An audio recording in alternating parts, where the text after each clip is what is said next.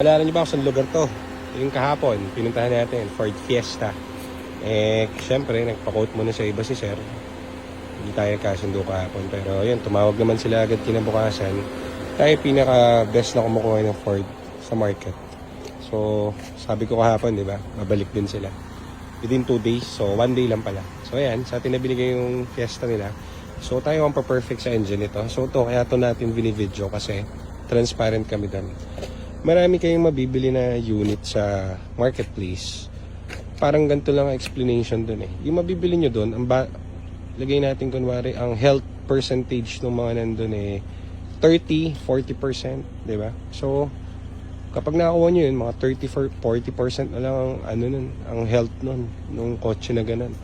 So, bumili kayo sa amin kasi sa amin, kumpleto yan. Lahat nung error niyan at sira niyan, gagawin namin bago i-release. So, brand new. Tapos, yung presyo nun sa market saka sa amin, mas mababa pa nga sa amin.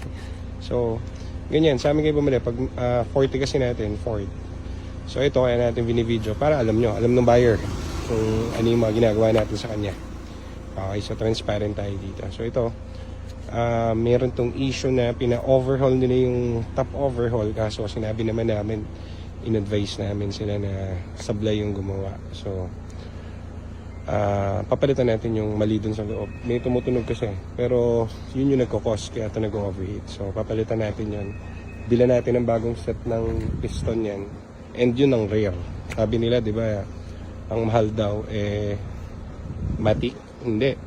Ito ang mahal. Manual. Bakit? 1.4 engine ito eh. Wala ka mabibili sa market na engine ng 1.4.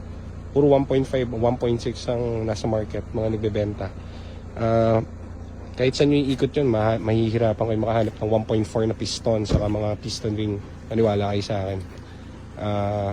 Gamay namin to. So, rare to. Okay? So, yun lang muna. Bayaran muna natin to. Tapos, darating yung AAP para pick upin to. At may bibilin pa kasi tayong Hyundai Accent sa Bulacan yata. So, yan. Tapusin muna natin ang paperwork.